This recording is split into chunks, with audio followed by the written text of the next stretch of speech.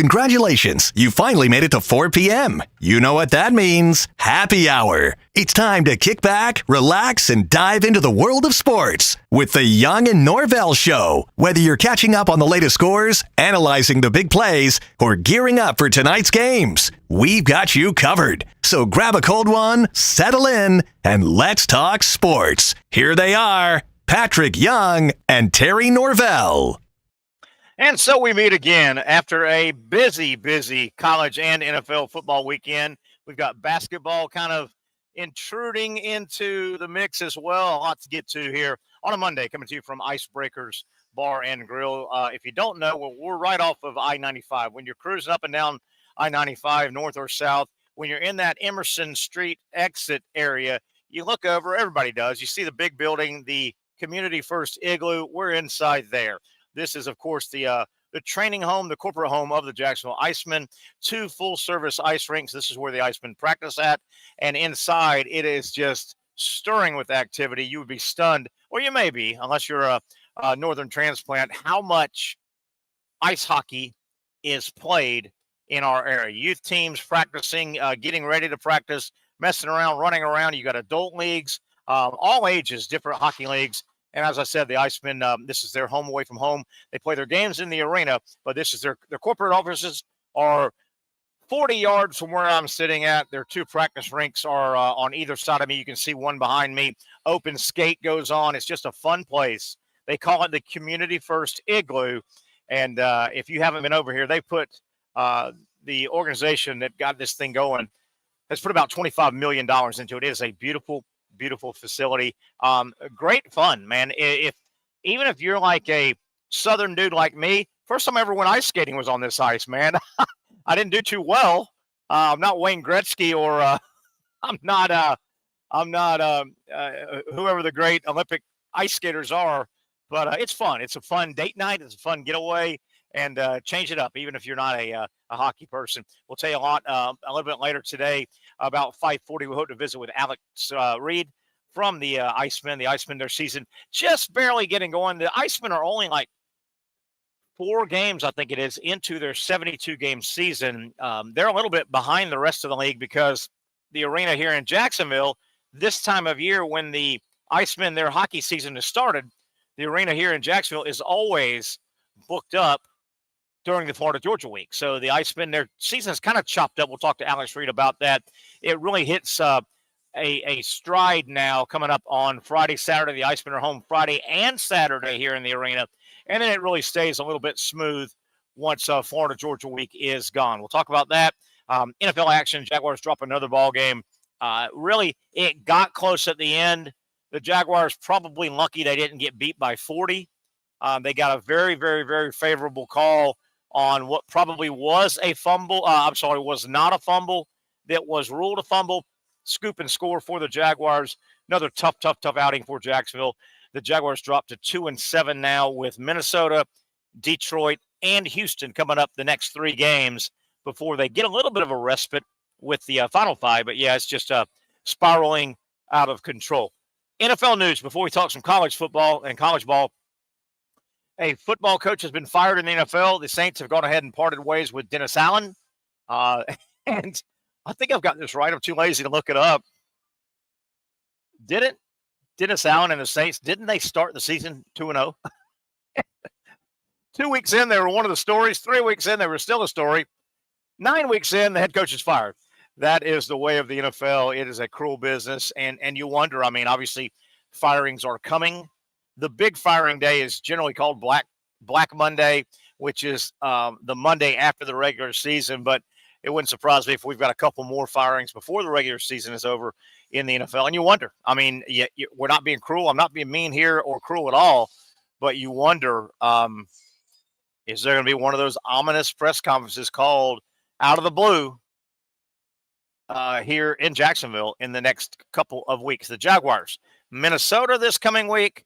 They've got Detroit at Detroit the following week, and then an off week, and I think a lot of people might kind of mark that off week and say, if you're going to do something, if you're trying to get ahead of the game, you're going to do something. Just maybe that week, maybe that off week is the week to do something. So that's kind of the lay of the land for the Jaguars, 2-7, really going nowhere. And Jaguars are in a tough spot. We've got tons of months. We've got 6 or 7 months during the offseason to talk about what, if anything, the Jaguars can do to right this football team and to right this roster. And I mean, I'm racking my brain trying to think of what Jacksonville can do, if there's anything they can do to speed this thing up and turn this franchise around and this roster around. And for the life of me, and I'm open for suggestions if you want to chat with us here. And we got a long time to get into this, but I mean, there's only, 3-ish ways to really improve your football team in the NFL. You can hit huge home runs in free agency. Well, to do that, you got to have a lot of money. And I don't know if the Jaguars are ever going to have a lot of money here in the next couple of years, because they've spent a lot of money on their quarterback, their rush end, and their cornerback. Trevor Lawrence, Hines Allen, and Tyson Campbell. I mean, there's a lot of money going out with those guys. So if you can't make a huge splash in free agency, number one, because of money, but number two, I don't think this is much of a destination location. What free agent worth his salt wants to come here if it appears that this is a multi-year rebuild? So there's one, free agency. I don't know if that's an option for the Jaguars. Well, you can build your team through the draft. That's generally a much slower process.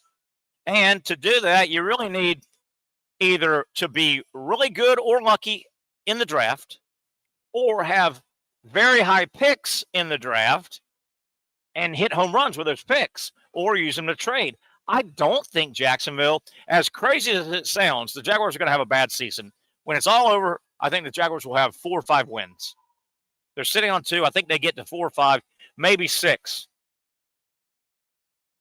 Because of that number, if you win 5 or 6 games in the NFL, you're going to pick around 8th or 9th, 10th or 11th. That's not exactly every year a great football player. And if you get the 8th pick in the draft, round 1, that's not a pick that you can dangle in front of other franchises and say, hey, man, you want this 8th pick? Give us 2 of your picks and a good starting cornerback or offensive guard. I don't think that's going to happen. The other way is through trades. Well, in most cases, unless you totally bamboozle somebody, when it comes to trading players at the professional level, you've got to have something to get something. And the Jaguars don't have a lot of collateral. They don't have a lot of tradable collateral. Those 3 players I named in free agency, those aren't on the trading block at all. They're not touchable. What do you got? What do you got? Cam Robinson just got shipped off. All right, Minnesota thinks they're having a big season. They need an offensive lineman. That worked out good. It looked like Christian Kirk was going to work out good, because right now, word on the street is several contending teams that think they're going to make the playoffs. The trade deadline, by the way, is tomorrow at 4 o'clock. So the trade deadline is coming up.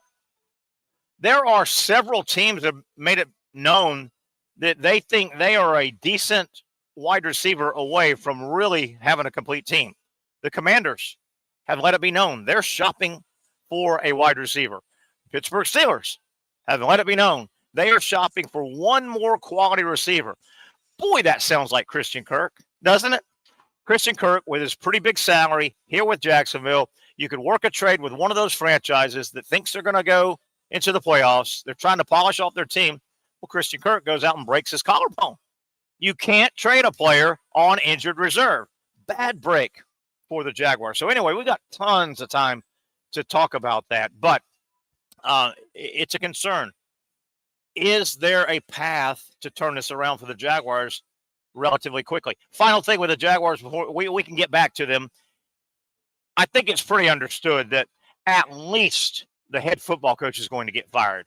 Possibly the Jaguars head coach and general manager may both get cleaned out. Who knows? But I think it's pretty understood that Doug Peterson's days are done in Jacksonville. Most people would agree with that. With that said, the picture I just painted the last 3 minutes about the Jaguars organization and how hard it is going to be for the organization to kind of start putting this thing back together, that leads you right into the question of, who the hell would want to come coach this franchise in this current state? Now, you may say there's only 32 NFL franchises in the world. I get it. It's a valuable job. But a lot of coaches understand that sometimes the job you don't take is the most important job move you make. A lot of coaches are going to be very leery, especially anybody with any track record is going to go, man, I don't know if I want to go to Jacksonville. It's a lose-lose situation for a couple of years. I just don't think many people are going to beat the doors down and want this job in terms of guys with any type of track record. I mean, will there always be a coordinator that wants to become a head coach that says to hell with it? And football coaches are stubborn and they're full of testosterone. Some of those coordinators, I should say, a lot of those guys will say, I can fix it. I can fix anything. I'm smarter than everybody in the room. I got it. So there'll be a guy or two, but I don't think there's going to be much turn your head higher guys that jump on this job because of where it's at. All right, that's from Jaguar Talk. We'll get back to it as we go. What a weird game that was the last several minutes. Trevor throws another late interception.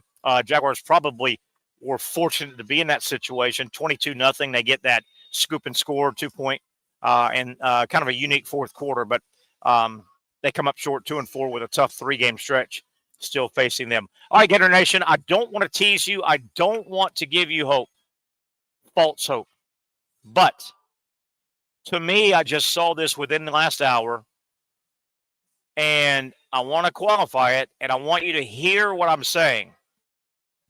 But the word out of Gainesville with Billy Napier talking to the media today, the word is Billy Napier made the statement, I'm kind of paraphrasing, and I'll get most of the words right here.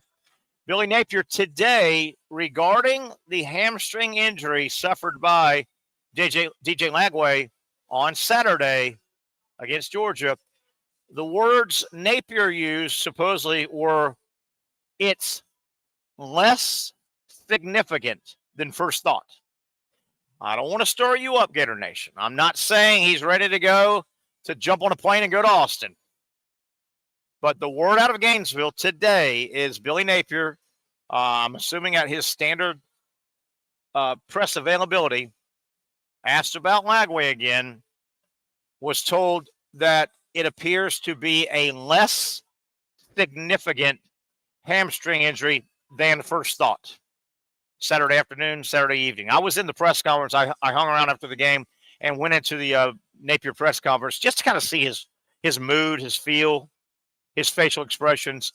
And yeah, he was much more, it was Napier much more gave off the appearance Saturday evening, 45 minutes after the game was over, that the word he got was it was a significant soft tissue hamstring injury.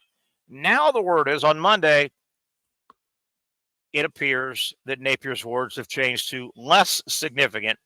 And he added something to the effect of they can now see a path to recovery and return.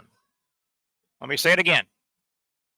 And again, I don't have it in front of me. I'm just paraphrasing things I've put together and read and saw today. Napier went on to say about the DJ Lagway injury that as he understands it, Napier, there might be a path to recovery and return. No idea how many weeks that means. Does that mean recovery and return this current season? Does that mean recovery and return by April's Orange and Blue game? Does that mean recovery and return by August 10th fall drills next year? I don't know. But I do know the words that I'm piecing together right now from today's presser, it appears, sound a little more promising than the words I heard floating around the press box Saturday during the game and then post-game in the media availability room with Billy Napier. What a weird game, by the way. What a weird game. Florida, Georgia, Saturday afternoon in Alltel. Strange football game. And would Florida have won the game if Lagway stayed healthy and played the whole game? I don't know. I think they would have had a good chance. It's awfully hard to speak in absolutes because everything changes. If Lagway stays in the game, Florida calls different plays, Georgia calls different plays, and things play out different for the good and bad probably. Would have had a good chance. That day, Saturday in Alltel, I'm assuming it came across on television. I know sitting in the press box it came across. The 2024 Georgia Bulldog football team was begging to get beat Saturday in Jacksonville. I mean, they did not play good. Carson Beck, of course, did not play good. I didn't think Georgia called a great game. There were 2 or 3 offensive snaps at Georgia I thought gave Florida a good break. Georgia was asking to get beat, but they hung in there. Carson Beck has struggled all year. He struggled again Saturday. And a really, really questionable offensive call by Billy Napier with the game tied. 4 and change left to play in the game, I think it was. First offensive snap. Florida, by the way, as I'm describing what happened, and you saw it, the naked boot interception with a Georgia player right in the face of Aiden Warner. At that point in the football game, Florida, as they have done many times under Billy Napier against many good teams in his 2.5 years at Florida, the Gators were shoving the ball down the opponent's throat. Florida was wearing Georgia out with a power running attack, yet the opening play, Billy Napier decides to take Aiden Warner on a naked boot, and I'm assuming, I don't know what the play actually was, but my God, here's this red wave of Georgia, soon to be NFL football players, defensive players in his face. He throws an interception. Game was over. Weird game. Really weird game. Now, I want to go to a little bit of a controversy, not a bunch, but a little bit, particularly on the Gator side. And that controversial talk has centered around the playing surface in Alltel Stadium. Gator Nation during the game, particularly when Lagway went out with what appears to be, at the time, a significant injury to the hamstring, no contact, a slip down, no contact. From that moment on, especially, the playing surface was discussed by Gator Nation ad nauseum and still is. I will say this. A lot of Gator football players slipped down from the opening kickoff of the ball game. Florida had a bunch of guys. I bet you there were, and again, I was at the game, not on TV, so I saw a little different perspective. I would imagine there were close to 10 slips, cuts where Florida player probably had another good 3, 4, 5 yard gain at minimum if they don't slip. And it happened quite a bit. I would say 10 times. I would say if you went down with a clicker and watched that ball game, you might count 10 times that Florida players slipped down, making a violent, aggressive cut that you should be able to make on a football field with no rain, no snow, no mud, and they went down and they gave away yardage. Now, Gator Nation has been up in arms. I will say this, and I want to bring this up because this was my thought process second quarter, third quarter, fourth quarter, when the players kept slipping. It dawned on me, I think it was before halftime, I went, wait a minute. And I want you to be fair here. Maybe I missed it. I don't think I did. I saw every snap of this ball game. But at one point, I think it was second quarter, and I was talking to a couple of buddies sitting next to me. I went, hey, guys, have you seen a Georgia player slip down yet? And all my colleagues on either side of me, right and left, I saw their eyes kind of get big, and they went, you know what? You're right. Guys, I'm going to throw this out. Before I blame the city of Jacksonville and the Jaguar groundskeeping and the turf guys, you might want to go talk to the Florida equipment staff, because I'm not so sure. It might not have been Florida didn't have the right type of cleat on, because I'm telling you, I don't think I remember any time a Georgia football player slipped down on that turf Saturday. Certainly, it didn't happen 10 times. So before I start blaming and using that as a quasi-excuse, I saw one big-time college football team losing footing all afternoon on a field that the other big-time football program didn't lose footing all day on the field. Am I crazy? I don't think I am. Maybe I am on other things, but I don't think I missed this. I don't know. Maybe there's somebody out there who wants to write a story on that and dig into that. We'll see. Some more Florida Georgia I want to talk about as we're coming up on our first break. A little bit later here on the show, we'll talk college football winners and losers, and there were a lot from Week 10. A lot of winners, a lot of losers. South Carolina, holy moly. Vanderbilt, holy cow. The year of the Commodore, that and a whole lot more. News as we break out of the NFL. Dennis Allen fired by the Saints. They bumped up an interim, so the firing has started. Break time. One down, a long way to go. We go until 6 o'clock right here on a Monday. We're live at Icebreakers Grill and Bar inside the Community First Igloo.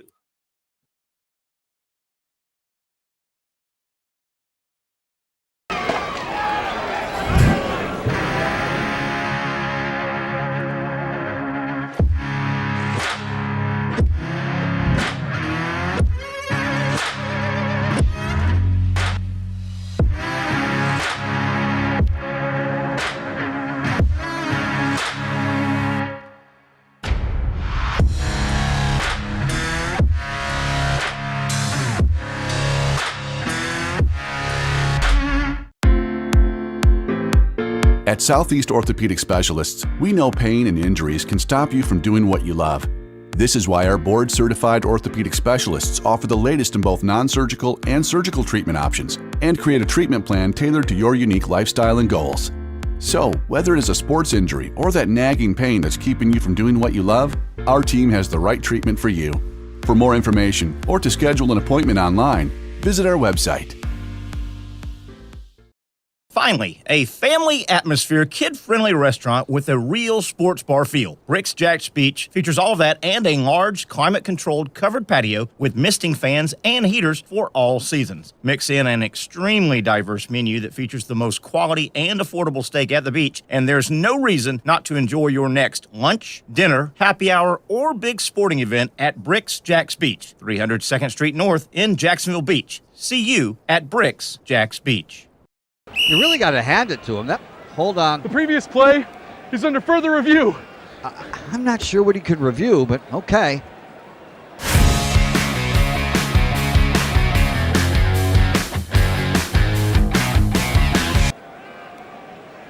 Sure has been a while. Dine in at Hurricane Grill and Wings for the football season. Well, there he is. Oh, what is that? The Action Sports Jax 24/7 network is streaming. I'm Stuart Weber, and I'm here to teach you a nice three-step process on how you can watch all your favorite programming, from the Brent and Austin Show every weekday 10 a.m. to 1 p.m. or the Cup Date with me. It's fantastic. We talk NASCAR. It's a great time. Wednesdays at 1 o'clock. All right, first step, easy. Download the Action News Jax app. You probably already have it downloaded on your phone, so you might already have that one taken care of. Step 2, see that stack of pancakes up there? You click that stack of pancakes, and it's going to bring down step number 3, which is a full screen of all the different streams that you can click on, including the Action Sports Jax 24/7 stream. You click that, the video's rocking and rolling on your mobile device. You're watching all the shows you want to, and you're having a good time. You can also do it on your smart TV with the Action News Jax Now app. I do it on my Samsung TV at home. It's a great way to watch it on a nice, large screen for all the content. That's the Action Sports Jax 24/7 network. Hope you can find it. You trust CGC to make your water great, and now you can trust CGC with your plumbing needs as well. Fast, convenient scheduling, licensed and insured. A quick call away at 904-552-1242. You never know when you're going to have an issue with a shower, toilet, or maybe it's a sink that sometimes is easy to fix. All right, let's be honest. I'm not fixing anything. I'm totally staging this because when I have a plumbing problem, I call CGC Water Treatment and Plumbing. Trained professionals, transparent pricing, customer satisfaction. Small problem or even a bigger issue. Maybe you need a new tankless water heater or something a bit more intricate. The experts with 25 years of experience at CGC Water Treatment and Plumbing can do it all. Call 904-552-1242 or visit cgcwater.com. That's 904-552-1242 or cgcwater.com. CGC Water Treatment and Plumbing, an authorized independent Connecticut dealer. Florida license number CFC 1432579. There you go. Good look at the arena overhead shot. That's a place I'll be heading to about 6:10, 6:15.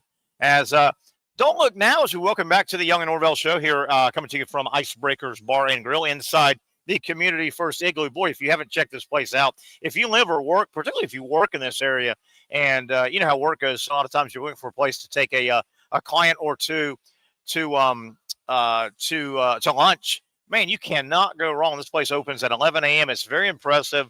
Huge sports bar that we're inside, about 150 seats, massive TV, and a bunch of TVs, but a huge TV inside the Community First Igloo, which you see off I-95. Of course, this is the home corporate office and training facility of the Jacksonville Icemen, and you'll be impressed. If you come here, we're here every single Monday, the Young and Norvelle Show. Hey, lots of football to get to, but you saw that overhead shot of the VyStar Arena. I'm heading that way. I'll wrap up the gear, and gosh darn, I'm only like, this is awesome. I'm like maybe 10 minutes from the arena right now. I'll wrap up this gear, heading down to the arena because don't look now. And I know a lot of you, when I say this, are going to go, hey, wait, what? College basketball season starts today. It's already started. Games have been played all day, November 4th, Monday. College basketball gets started today. The NBA started last week? And I know you're wondering, when does the WNBA get started again? It'll be a few more months, unfortunately. But if you can hold tight, we will feed you some basketball for the next, so many months, particularly all the way through March Madness that wraps up in April, but we still call it March Madness. Tonight, 8:30 tip, downtown Jacksonville at the VyStar Arena. The Florida Gators, Todd Golden, his team will debut. He will debut his 2024-25 team, and I think they're going to be good. They're going to be really good. I think Florida's going to really make some noise. Florida will take on South Florida. Now, unfortunately, because of TV, it's the second game of the night on the SEC network. They've got an early game and a night game, and Florida is the second game.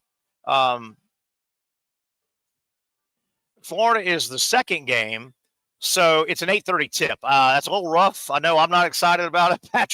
Patric Young, he'll be down there as well. Pat's probably down there right now, as a matter of fact, visiting with some of his people from his Florida days.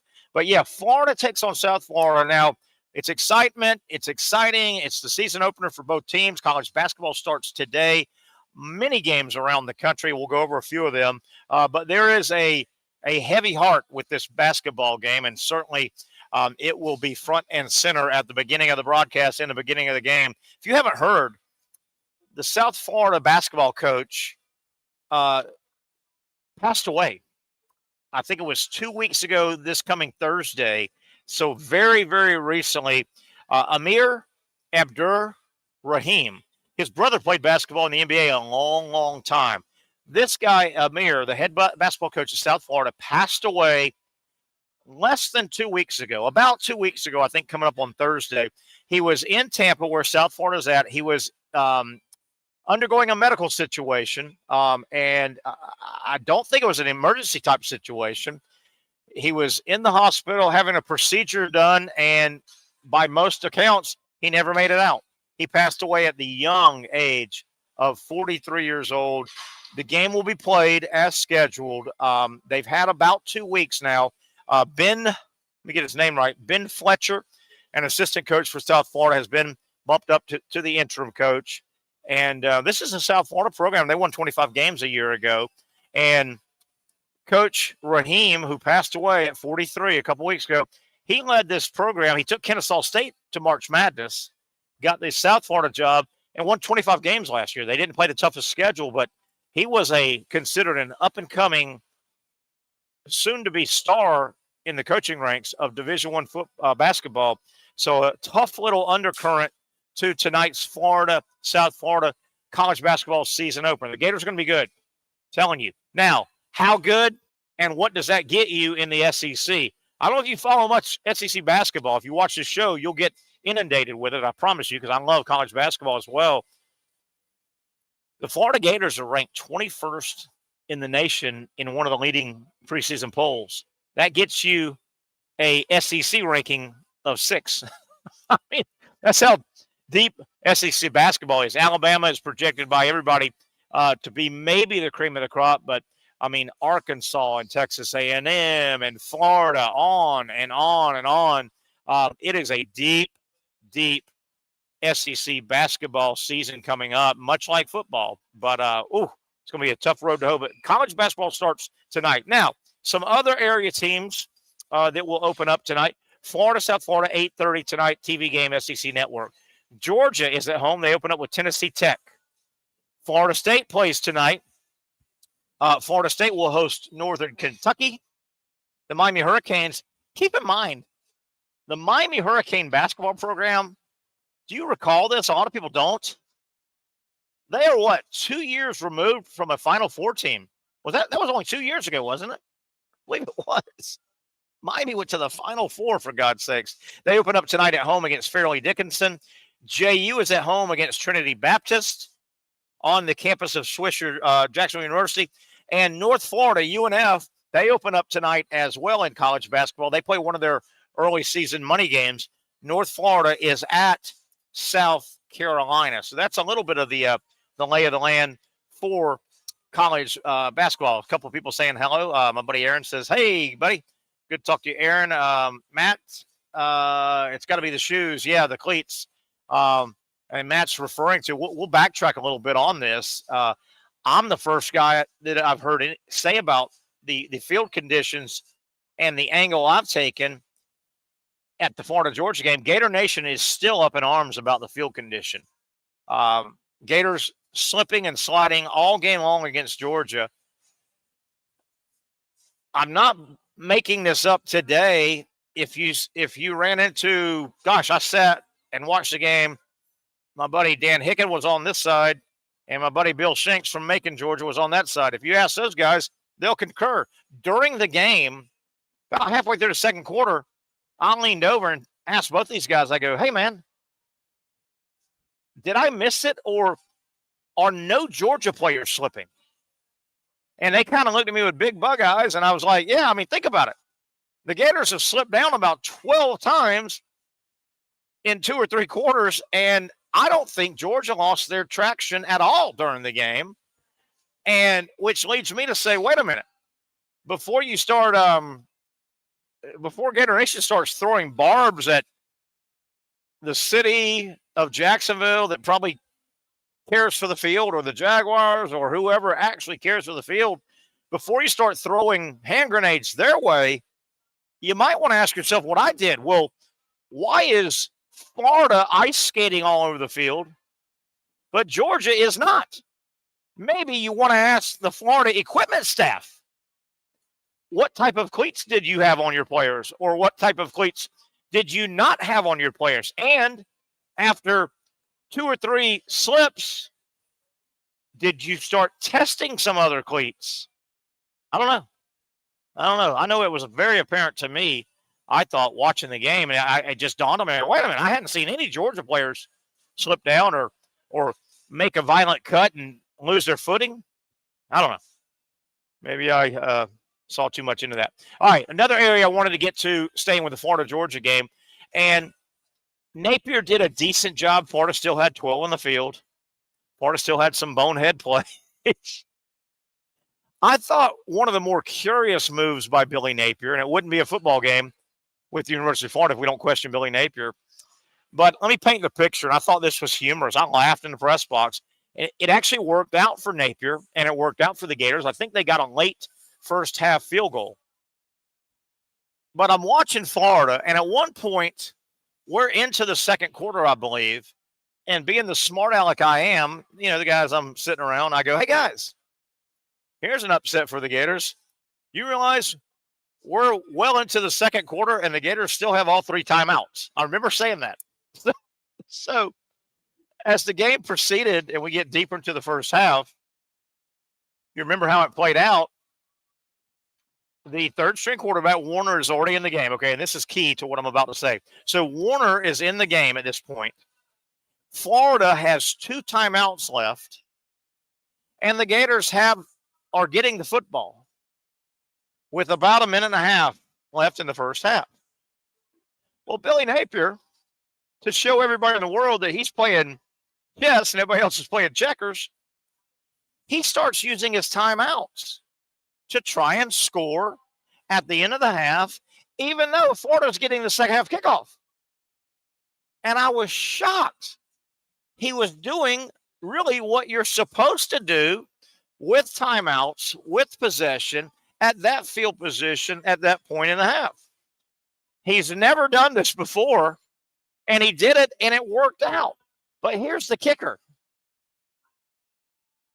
In his 2.5 years as the head football coach at the University of Florida, Billy Napier, even with a 6th-year and 5th-year quarterback, Graham Mertz, and even with half of a year of this season with a crazy athletic DJ Lagway, he never tried to burn timeouts to use on those good quarterbacks, but he burnt timeouts on his 800th string Yale transfer quarterback. I was like, what in the world? He never tried to use the end of the half timeouts as a weapon with great quarterback play, but he decides to do it with a transfer from Yale, and it worked out. Oh, your guy, Billy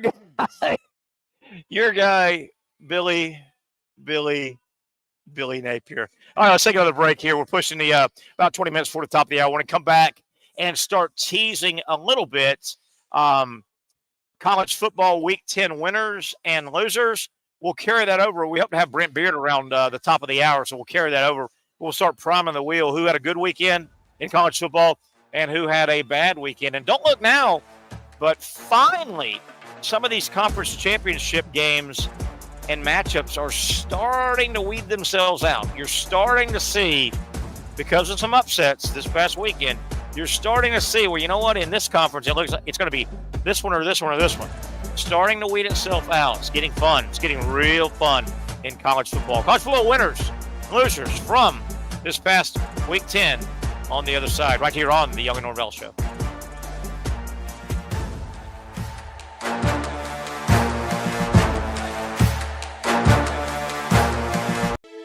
For those dealing with pain from a sports injury, arthritis, or spine condition, Southeast Orthopedic Specialists offers innovative new non-surgical options.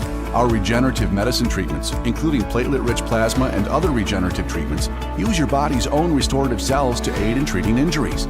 These procedures are performed in our offices and typically require minimal downtime. If you want to get back to doing what you love, our regenerative treatment options may be right for you. For more information or to schedule an appointment online, visit our website.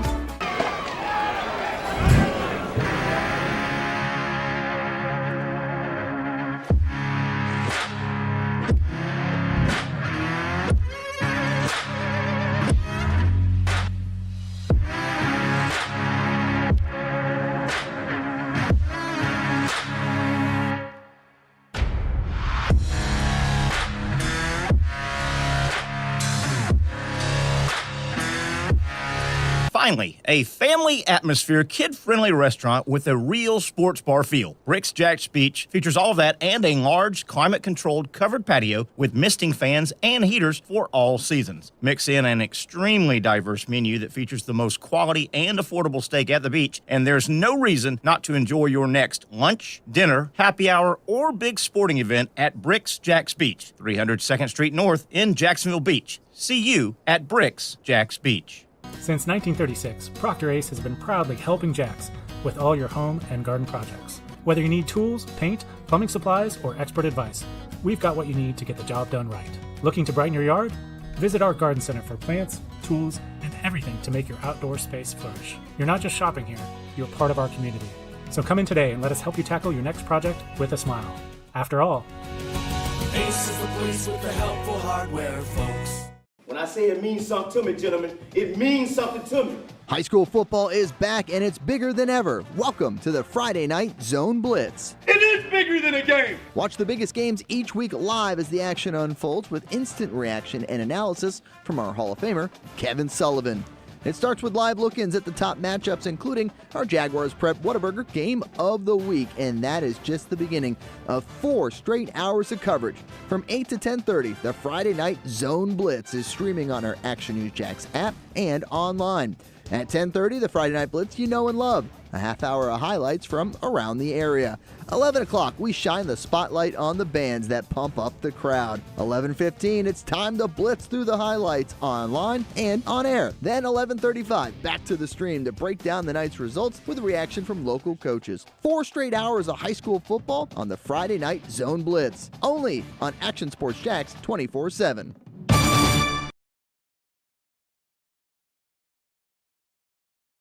Baker Sports is local sports. Uniforms from Pop Warner and Little League to travel ball, high school, and college. They make you look good.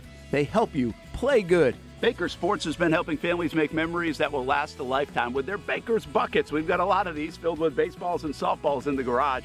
I've been throwing batting practice to Ty and Kaylee for years and also sit on the Baker's Bucket, catching Kaylee while she practices her pitching. Baker Sports is homegrown, and a lot of employees that used to play on local ball fields now work for Baker Sports, now helping you look good, play good, and make memories of your own. Visit Bakersport.com to see what Baker Sports can do for you. Custom apparel, Nike, Under Armour, Adidas, embroidery, screen printing, and more. Baker Sports is local sports, from Jacksonville to anywhere in the Southeast. Bakersport.com.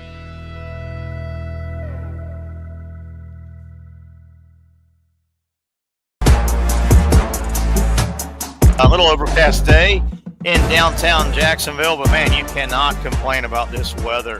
All in all, man, we get more sun than we get clouds, more sun than we get rain this time of year. And the temperature, man, some people say it's still a little warm. 82, 83, not too bad, though. A lot of people around a lot of our country would trade it in with us in a heartbeat, 82, 83 or so. And then at night around 70, I'd like it to be a little cooler myself, but I can live with it. Terry Norvelle here on a Monday. We're coming to you live from Icebreakers Bar and Grill inside the Community First Igloo. This is our Monday home. You need to check it out. Great menu, great scratch menu. Jim Webb and his staff do a super job. Matter of fact, I took a cheeseburger and fries out of here last Monday. And what's the deal with fries, man? I know I'm not the only guy. I don't know if I have ever bought a burger and fries and I think we've got our buddy Pat on. Pat, you're one of the great food eaters of all time. I'm going to throw this at you. All right, Pat, it dawned on me. I took a burger and fries out of here last Monday. I don't think I've ever been in my car alone, okay, because the bag's going to sit in the passenger seat, right, if you're alone, right? So I don't think I've ever had a burger and fries, and those fries have ever made it home. I eat them all before, right? Isn't that right? Honestly, I feel like I make it a goal to eat the fries before I get home. You do. Because, they're warm, and I think the only way you can really warm them up the right way is in the air fryer. Absolutely. Yeah, because the microwave is going to make them too mushy, and they got to have a little bit of crunch. Not a lot of crunch. A little bit. I'm with you. Some salt in there. Yeah. I'm with you. I'm a snob. My one of my best friends, Andrew, French fries are his favorite food. So he is a snob about French fries. Hey, man, I'll tell you, and you're right, man. That second heating of a fry, it never works, man. You can try the air fryer and all, but you got to eat those fries first fry, man. First go Yeah. around, right? Yes. And they lose something. Hey, Pat, we got college basketball has started today, by the way. Their game's all over early. We're going to a game tonight, Florida, South Florida. But Florida, Georgia. We'll get to the Jags in a moment with you. I want to get your opinion. I thought it was a weird Florida, Georgia game. Just a strange game. And, man, was Georgia dying to get beat. Boy, Florida just came up short. Carson Beck just, man, maybe he put too much pressure on himself for this Jacksonville game or something, man, but he did not.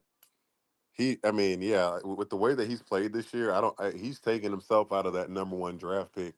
I agree. We talked about that in the press box. Still, I think he'd be a first-round draft pick, Yeah. Not as far as being like number 1 on the chart, no. He looks he's always looked a little clunky and robotic to me. He really looked clunky and robotic to me on Saturday.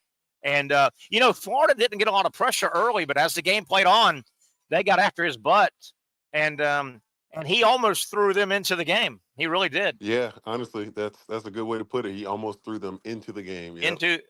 Into the game. What a shame, Lagway. I want to give this out though, I'm Pat. so glad it's not his knee.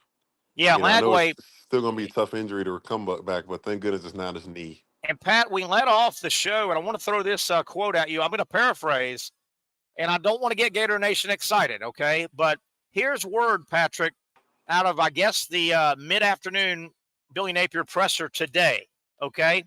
So the word is, and I'm going to use the main words, but I'm going to paraphrase. The word is Billy Napier today said about DJ Lagway's hamstring injury that it appears to be, his words, less significant than first thought. And, Patrick, he went on to say, and I'm paraphrasing here, but most of the words are your words. He went on to say, there appears to be a path to recovery and return. And I don't know what the parameter is. Does that mean this season? Does that mean the orange and blue game? Does that mean next August 1st? I don't know, Pat. But better words today than Saturday. And I was in the press conference after the game. I mean, do you really want to make four games left? I know, four left. Yeah. I mean, if he can come back by Florida State game and like he's good to go. Yeah. And it's not just because that game is a game that we're pretty confident that the Gators would win with a DJ Lagway. Sure. But I think that's a game where there's not as much pressure. Yeah. And coming back from the injury.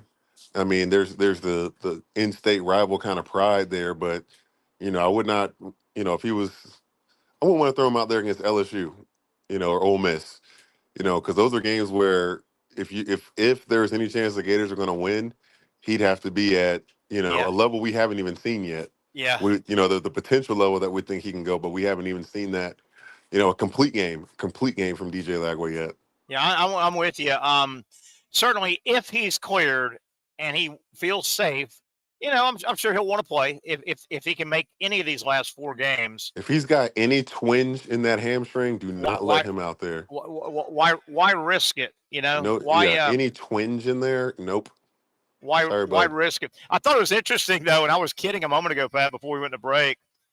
Here's Billy Napier. He's at Florida now for 2.5 years. He's had a very, very seasoned quarterback for a little over a year, Graham Mertz. He's had a highly recruited 5-star for half of a season in DJ Lagway, yet he's never used his end-of-half timeouts very frugally with those two. Yet at the end of the half, with 2 timeouts and a quarterback from Yale, he starts doing what everybody thinks you should do with good quarterback play. He takes timeouts and gets a field goal. I mean, what? Oh my gosh! What? This guy he does things different, man. He does things different. I don't know. That is comical. Yeah. What did you think of the what have you heard much of the Gator Nation griping about the field conditions? No, I haven't. Mm-mm. Yeah, there's been a lot of talk. Florida, and I noticed it from early in the game, Florida had a bunch of guys slip down. They had a bunch of guys trying to cut and change of direction. And Lagway actually went down and when he got hurt, it was a non-contact. He slipped on the turf. Well, there's been a lot of consternation from Gator Nation, but I have to say this, Pat, being honest, and I was at the game, and I can tell you where. I sat to my right was Dan Hicken, and to my left was Bill Shanks from Macon, Georgia. Two good guys I've known forever. Yeah. And you could go to either one of those guys. About midway through the second quarter, I leaned over and said, you're sitting there and talk with your colleagues the whole game, right? I leaned over and I said, guys, because another Florida guy kept slipping. It was like 8 or 9 times. I went, guys, am I the only one that noticed Georgia hasn't slipped at all? I don't think Georgia's players slipped the entire game. So my question is, Gator Nation, should you be mad at anybody, are you mad at the grounds crew at Alltel Stadium or Everbank or whatever they call it? Or should you be mad at Gator equipment guy? Because maybe they had the wrong cleats on. Georgia didn't slip all day. I mean, they're both Nike. Well, no, I mean, we're Jordan School. Used to be Nike. It's hard for me to believe that. Yeah. The equipment guys did something wrong there. And yeah, you make a good point. Yeah, I mean, if Georgia guys weren't slipping as much, like obviously, I don't remember any of them. Yeah, if both teams are making that complete. Hey, how about this real quick though? Trevor Etienne on his first handoff. They made sure he felt every bit of how much they hate that he portrayed in the Gator Nation. Yeah, and they dove all over him. He went out with a rib injury and didn't come back. I don't think that was it, man. Yeah, they got him, and I know he'd been looking forward to this game for so long. Yeah, like obviously I don't want the kid. No one wants the kid to be hurt at all. Like I wish he could have played in the game. I wouldn't have wanted him to have a good game, but absolutely would have loved for him to have to be able to go out there. And then if him have a fumble here or there, wouldn't hurt. Wouldn't be mad at that either. Hey, what'd you make of the Jaguar game? They fall behind 22-0. Looks like they're gonna. And I listened to our buddies here in Jags this morning, and makes a great point. I mean, we might as well start every game 10-0. We might as well start every single game in a hole, because that's what we're going to do anyway. And 36 yards. Oh, it was terrible. First half. Oh my God, an NFL team with that many yards. Wow. Wow. And sometimes I try to stay on the side when the people are like, we're the worst. Like I'm kind of like, yeah, we are the worst team in the franchise right now in the NFL. And my mom's watched she's been here her whole life in Jacksonville, and she knows football well enough. She might not know all the X's and O's and all that stuff. When they threw the ball, my mom was like, the interception. Yeah. With a minute 20-something left, she's like, every single person knows you run the ball. Yeah. And you run it because you have the option to, and also even if you score a touchdown, that's way too much time. Yes, it is. Way too much. And what's he gonna say? Like I feel like every single team would know to try to run that. It's not rocket science. A minute, like I just don't get. And then Doug Peterson's apparently like, mad that we're asking questions of like what. Yeah, that's what I hear. We're questioning your decision making. Yeah, that's what we're supposed to do. You're supposed to be held accountable of like, why did you call that play? Yeah. When you have, was Tank Bigsby, he had a pretty decent. He's been the best running back on the Jags this year. Agreed. By far. Yeah, by far. And I'm just. Even run something quick. One of those really quick throws to the side that the defense isn't going to stop on the catch, but they you got a chance to gain 5 yards on one of those quick receiver screens. Yeah. It was curious to the third string running back. They throw a pass in his direction in the end zone. What were they on the 13-yard line? They were on the 13-yard line. Minute and 40, somewhere close. I didn't realize they were pretty close. And I tell you, that game, Patrick, the way that game opened up, and I don't have the record book in front of me for the Jags. One of the worst beatings they've ever taken was years ago. They lost at Detroit, I think it was 44-0. yesterday looked like they might set that record. I mean, it was 22-0, and then they did, and the Jaguars got a nice break. That fumble was not a fumble. It was No, it scooped and wasn't. scored. So they got a nice break. They went for 2. It was 22-8. Yeah. And then it was game on. But man, Patrick, it looked like How did they miss that? How do they miss that when they have? Well, when the now we have like the expedited review and like they have extra eyes that look at that to see, hey, because Montrell hit his foot, it caused him to stumble off of another player's foot. That is a tackle. Yeah. It looked like a pretty cut and dry down to me. How do they not? I just don't get how they mess that up. Yeah. Like in real time, it might be too quick to see, the hands and him tripping, but they look it over. I'm baffled, man. Patrick, can you believe college basketball has started today?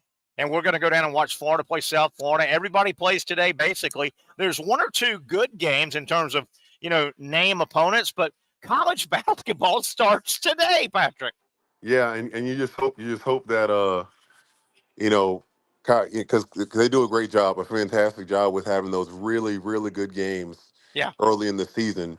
You'll get a bunch of top 10 matchups, and people end up missing those games. Oh, absolutely. End up missing them, and absolutely. I won't lie, you and I are both similar. Like I can't tonight that 8:30 tip off, man. I was like, what? Why? Woo. Yeah, it's tough. People can. I'm like, people can make it. We can make it at 6:30. We can make it at 7:30. 7:30 is not terrible, but 8:30, man. They're piggybacking 2 TV games, right? They're piggybacking 2 TV games.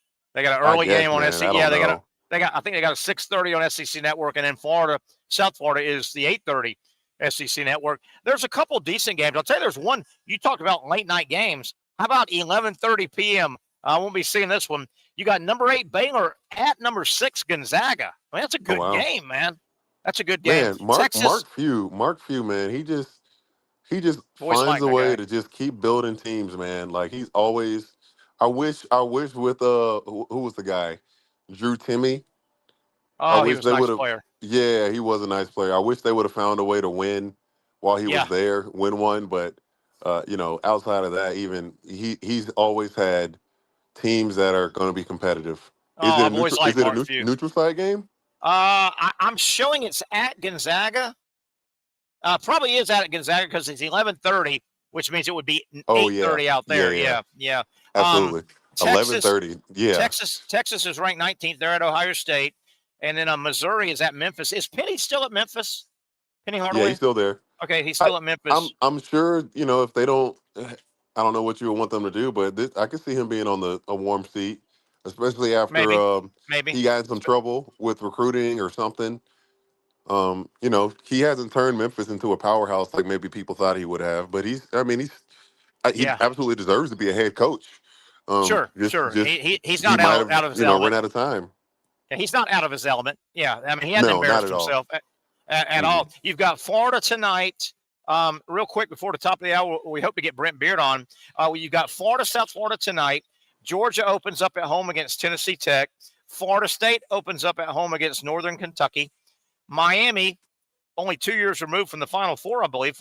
They host Fairleigh Dickinson tonight. JU will host and open up tonight against Trinity Baptist. And UNF will play one of their money games. UNF will go on the road tonight at South Carolina, and they'll get a nice check and get to see how they fare against an SEC team. UNF's going to South Carolina? Yeah, that's one of their money games, or early money games. And I got to check their schedule because, they do. UNF does nothing but money games. Yeah, pretty much in their non-conference play. And I think I've got this right. JU will travel to Florida Thursday. I think the Gators and the Dolphins get together this Thursday. So Florida. I think Florida plays Stetson as well. I think you're right. And Pat, we got 2 minutes before the top of the hour. We'll talk more about this, but your thumbnail on Florida. I think the Gators are. They've got a nice roster. I think they're going to be a good team in a really deep conference. Yeah, that's the thing, man. Like I'm looking at the top 25 rankings right now, and as we said, Florida's at 21. That's pretty good. But what about the other SEC teams? Alabama's at 2. Then you got Auburn at 11, Tennessee at 12, Texas A&M has 13, Arkansas at 16. Like, goodness. Kentucky, they're actually Florida's preseason ranked, and UK and Ole Miss at 23 and 24 in the country as well. That is awesome. Oh wait, I'm tripping. I forgot about Texas. Texas is SEC. They're number 19. Holy How disrespectful, cow. Patrick Young. Sorry. How about that? You just Horns rattled off down. 1, 2, 3, 4, 5, 6, 7, 8, 9 teams are preseason top 25 in the SEC. Yeah. Holy cow. Can't wait for that SEC tournament. My goodness. Gracious. I know, Patrick. right? Yeah. I mean, I'm really excited to, for the fans that might not know, I'm looking really forward to seeing Alabama. And how good, how elite they're going to be. I think, Mark Sears, he's going to come back. It's his race to lose right now because everyone's expecting him to be the lead in points. And then, Pat, you remember how heated the two Florida Alabama games got last year? I mean, they were. Well, the second one wasn't as heated. Yeah. Because they ran them out of the gym. Florida beat them. But that one in first Tuscaloosa, Alabama had that dirty player. That one in Tuscaloosa. Yeah, I think he's still there. I think he is. He is. That was terrible. Yeah, but I will tell you, those were fun games, man. There's a lot of talent on those courts when Alabama. I can't believe the kid didn't get ejected. I cannot believe it. I know that. Hey, Pat, hang tight. Let's take a break and come back. We'll talk some college football with Brent Beard. We'll talk about winners and losers from college football week 10. And then around the bottom of the hour, Pat, I'll probably let you go. We're going to talk some ice hockey here. And then I'm wrapping up at 6 and heading down to the arena. I got some college basketball to watch, Patrick. Yes, we do. All right, brother. You heading down about 6? Man, that's early. Game at 8:30, sir, remember? But I'm right down the street from it. I'll wrap up the gear. Oh, I got you. Head down and true. I'll probably go sign a few autographs, mess around, kiss some babies, and, just be me. I'll just be me. Let's take a break. 1 hour down, 1 to go. The Young Norvelle Show coming to you from Icebreakers Bar and Grill.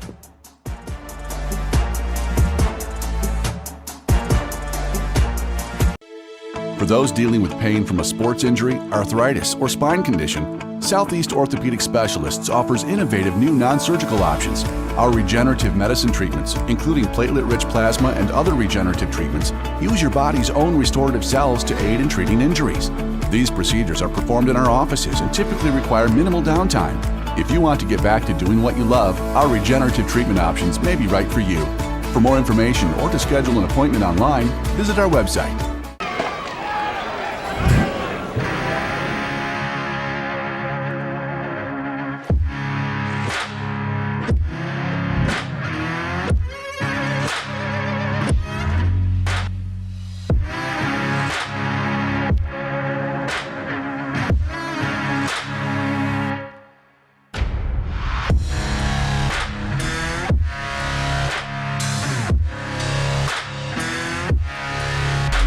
Finally, a family atmosphere, kid-friendly restaurant with a real sports bar feel. Rick's Jags Beach features all of that and a large, climate-controlled covered patio with misting fans and heaters for all seasons. Mix in an extremely diverse menu that features the most quality and affordable steak at the beach, and there's no reason not to enjoy your next lunch, dinner, happy hour, or big sporting event at Rick's Jags Beach, 300 2nd Street North in Jacksonville Beach. See you at Rick's Jags Beach.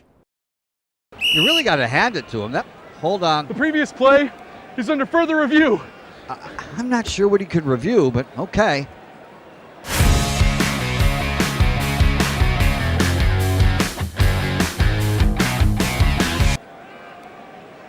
Sure has been a while.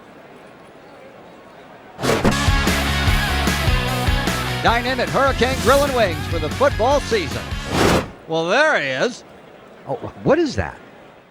Hey everyone, Olivia Tasley here from Action Sports Jax to tell you all the different ways you can watch our new 24/7 network. 3 easy steps. You don't even need a pen and paper to write it down. Step number 1, download the app. Search Action News Jax in your app store either on your phone or your smart TV. Then, once you're on the app, click on that little drop-down menu in the upper left-hand corner with the 3 little lines. That'll show you these options, and boom, right here, click Action Sports Jax 24/7, and you will be brought to our continuous stream stream channel. That app can be accessed through all these different platforms, whether you have Roku, Fire TV, Smart TV, Apple TV, or Google TV. You can find our app. Now, if you don't have access to the app, don't worry. We still got you covered. We're across all social media platforms from Facebook, Instagram, X, YouTube, Twitch. We have a podcast channel. Plus, check out our short reels on our TikTok. Action Sports Jax 24/7. It's on all the time and everywhere. It's a new logo, new branding. With Bold City Heating and Air, it's an old school approach. One of the few locally owned and operated air conditioning businesses left in Jacksonville. It's hot, Florida in the summer. You can't do much to avoid it, but you can keep cool with Bold City Heating and Air. It's every customer counts kind of service, from when these trucks have pulled up to my home over the last couple of years and when they pull into your driveway as well. From communication to pricing to the actual service, everyone at Bold City Heating and Air cares about you. You know who is coming to your house. You know they will be well trained, and they will respect your home. Air conditioning convenience at boldcityac.com. Stay cool while it gets hot. Bold City Heating and Air can help. Don't get caught sweating all summer. boldcityac.com, and they have financing to help. New systems starting at $110 a month and $50 off any repairs. Stay safe, stay comfortable with Bold City Heating and Air at boldcityac.com. Homegrown in your hometown. Rain clouds. Come on, rain, go away. Come back some other day. We got ball to go watch down there somewhere. Where's the arena? Somewhere down there as we welcome you back to the Young and Norvelle Show on a Monday. Icebreakers Bar and Grill, one of the best kept secrets in our area that is not a secret much longer. They do a super job here. Big, huge sports bar, about 150 seats. They can massage it any way you want. Maybe you've got a corporate event, a luncheon, you've got a banquet for your ball club, or you just want to bring a group and watch a sporting event. You can't go wrong. Inside the Igloo, the Community First Igloo, you will find Icebreakers Bar and Grill. I think we traded Patric Young for Brent Beard. That's a good trade. I like it. Like it a lot. Hey, Brent, how you doing? Well, it was quite an eventful weekend, to say the least. We're glad the deal is done with Florida and Georgia, Florida. Yeah, big numbers. I've got to speak to the Georgia Bulldog Club Thursday night, so we'll know what. Ooh, you got lucky. Hey, yeah, you know got lucky. I know it. Yeah. Had Florida pulled that thing out, that wouldn't have been a fun speaking engagement. No, it would not, would it? No, I agree with that. Brent Beard, let's talk some college football. Just a potpourri of things, including winners and losers from Week 10. Is there a better college football story in America right now than the Vanderbilt Commodores? My God, how fun are they? They're bowl eligible, right? They are. Their quarterback is he's a likable Johnny Manziel, right? Yeah. Yeah, well said. Yeah. Pavia has, in less than 2 years now, he came from New Mexico State. He's now at Vanderbilt. He's got 2 wins over Auburn and a win over Alabama. For God's sakes, how does that happen? Tip of the hat. What about Vanderbilt? How fun has this been for Clark Lee and that group? Well, it's revolutionary for them, being able to go to a bowl game. But look, what they have done, it's not real complicated, but what they do really well. And for instance, do you remember and a lot of people may not have seen this, but on the winning drive where they really, went up by double digits, Terry, that was it was about an 85-yard, 15 play, probably. It took almost an unbelievable 9 minutes off the clock. That's who they are in a nutshell. Isn't that great? And they barely get it here and they barely get it there, but they're Vanderbilt this year and they get it. Patric Young's with us. Pat, when you played Vanderbilt in basketball when you were at Florida, I don't know how close you really ever got to the Vanderbilt football stadium, but I mean, that thing is getting renovated right now, finally. Yeah. Patrick, that thing is a blown up. Vanderbilt played football in the SEC for decades in a blown up high school stadium, Patrick. I don't know if you ever saw it when you played basketball there. No, never saw it when we played basketball. It was, I mean, just to think that, they've got the academic requirements that hold them back compared to the rest of the SEC. Yeah. And Brent, you know, you've been there. I've been in the stadium.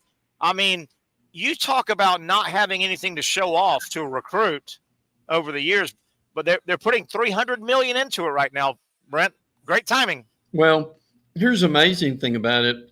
The stadium seats about 26,000, but they have had maybe, and that's because of the construction. Now, it'll be double that, or almost. Well, it won't be triple that, but it'll be double that when they get it done.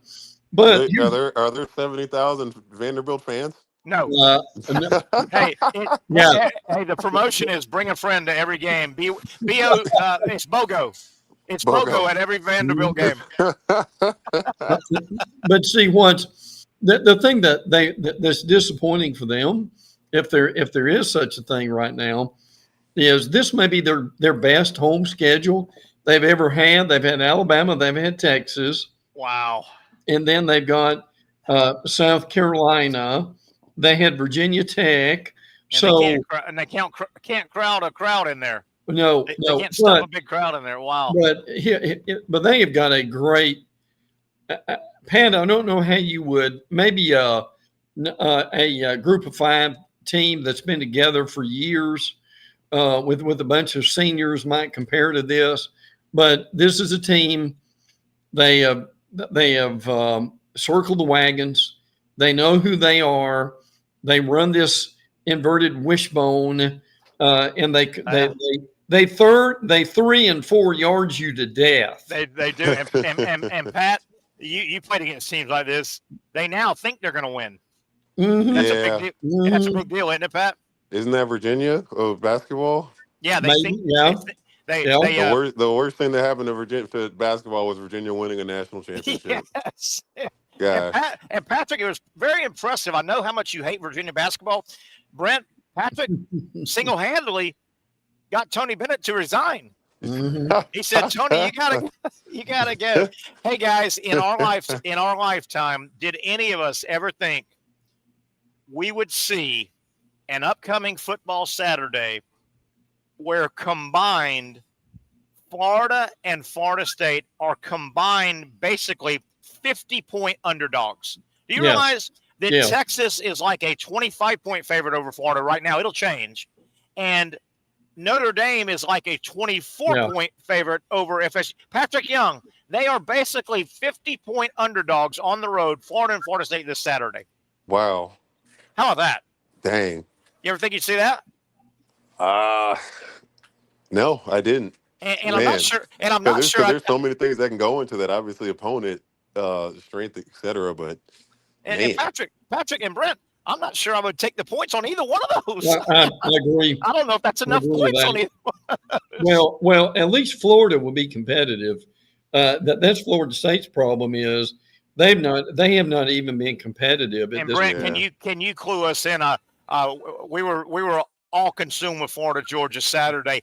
I didn't really see any FSU. I went back and looked at the highlights and I looked at the box score, but was it as putrid as it sounded like? Yes. Wow. North Carolina walked the dog on them. North Carolina did? Wow. 35-11. And listen, Mac Brown had never. How you get 11? Yeah, really. Mac I know Brown. they didn't get a safety.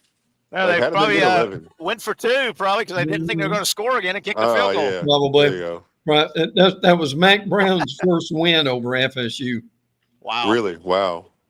So who would have thought it'd be the year? Who did North Carolina lost to someone earlier, like 70-50? Oh yeah, somebody put like 70 on them. Remember that? Yeah. Oh. Who would have thought it'd be that same year? And FSU can only get 11 on them. North Carolina gives up 70, but then they give up 11 to FSU. It might have been SMU. It might have been. I think it was SMU. Did SMU beat Pitt? Oh, they walked the dog on Pitt. It was James Madison. It was James Madison that put 70, and FSU could only score 11. Mm-hmm. Wow. Brent, some other winners from Week 10 college football. South Carolina. I'm not stunned that they won. I didn't think they were going to beat them out of the stadium like they did. South Carolina dominated Texas A&M. They did. Yeah. And we talked about this being a a real character game for A&M. That okay, homecoming for them. They beat LSU. They were the talk of the nation. I'm sorry, they beat A&M beat them, and then you've got everybody's told them how great they were. Hold the fan and then they basically come in laying eggs. Yeah, so, that was a mess, man. And South Carolina, Brent, you, me, and a bunch of people that we respect that know college football also piled on. We all thought South Carolina would be the worst team in the SEC. Oh, yeah. And I'll raise my hand. I thought they were going to be. Not Zach, not our producer Zach. He did not. Zach kind of got on me because I took the points of A&M to win. He was like, "Oh man!" And if it wasn't, talk me tonight. Am I right on this, guys? If it wasn't for Vanderbilt, South Carolina would be the story of the SEC. Well, they would be. They really would be. And their defense should have beat LSU. Yeah, they should have. They really should have. 2 pick sixes called back. Brent Beard, I'm going to bring up a team that was a winner this weekend. Mm-hmm. I still think there's a much better team, even though they got a big win on the road. There's a better team in their roster, but I don't know if they're ever going to, sometimes you got to get the genie out of the bottle. Mm-hmm. I'm not sure the genie's ever going to come out of the bottle for Ohio State. They won a big game. They did. Why is Ohio State? They remind me of Georgia this year. Mm-hmm. I know there's a better team in there with the Buckeye helmet, but they just don't put it all together. They got the win, but I expect Ohio State this year to be really, really good. Did they win that game, or did Penn State lose that game? Yeah, Penn State probably lost it, That's your problem with James Franklin right now. I mean, they are against top 5 ranked teams since Franklin has been there. He's like 1 in 15 or something like that. It's terrible.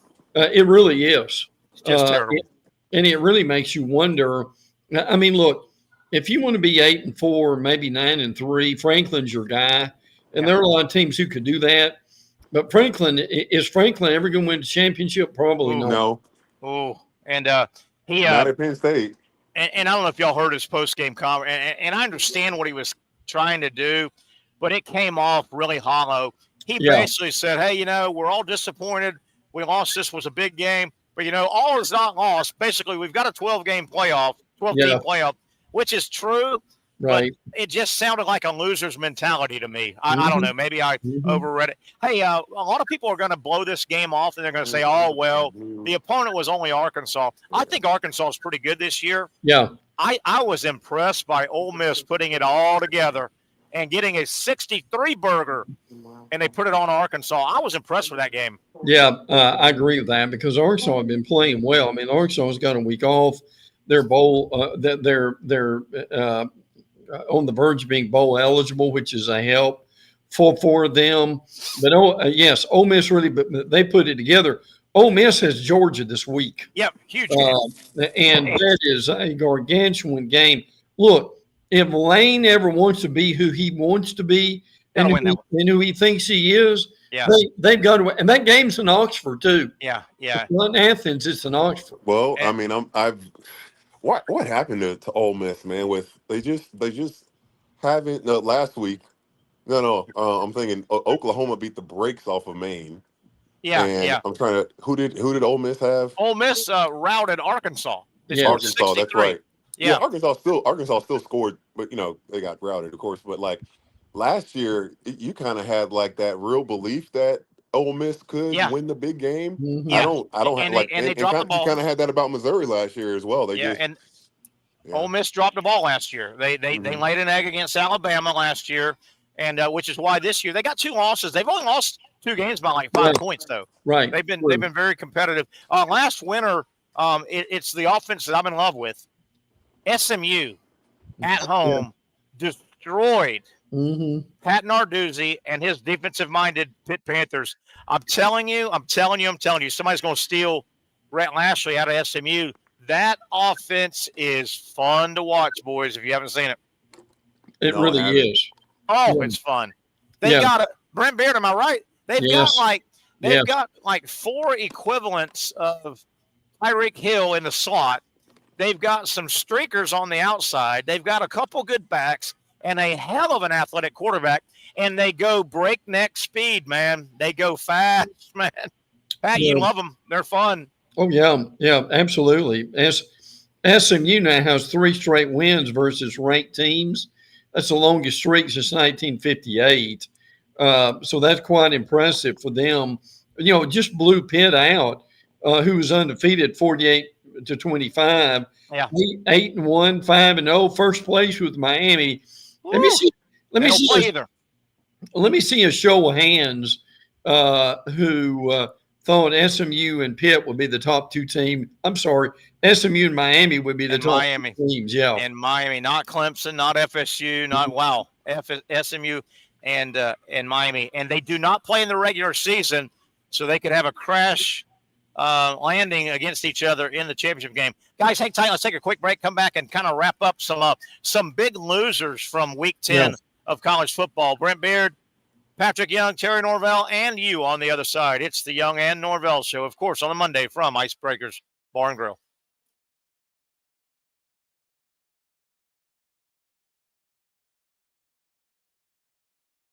Finally, a family atmosphere, kid-friendly restaurant with a real sports bar feel. Rick's Jags Beach features all of that and a large, climate-controlled covered patio with misting fans and heaters for all seasons. Mix in an extremely diverse menu that features the most quality and affordable steak at the beach, and there's no reason not to enjoy your next lunch, dinner, happy hour, or big sporting event at Rick's Jags Beach, 300 2nd Street North in Jacksonville Beach. See you at Rick's Jags Beach.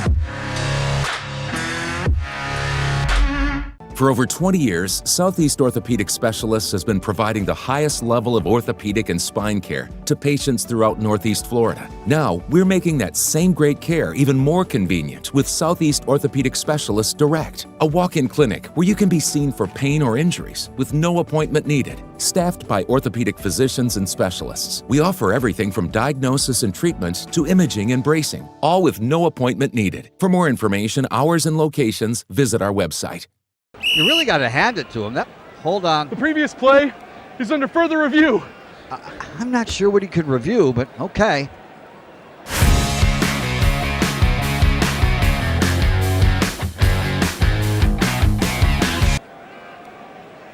Sure has been a while.